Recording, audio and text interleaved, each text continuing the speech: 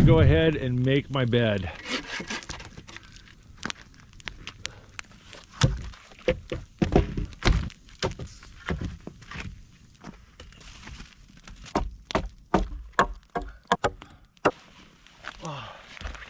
I'll tell you what, this shelter is really warm, but this bed is hard on the back. I am going to try to do something about that. I'm going to see if I can't gather some sort of padding or something. I'm getting too old for this. Oh. There's tons of these cranberry bushes around my campsite, and I think if I gather up a bunch of those, I can make something slightly more comfortable. Plus, I can eat a few cranberries.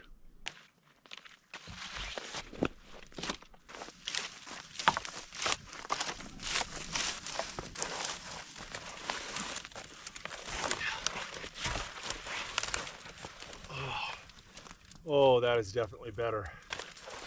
Oh yeah.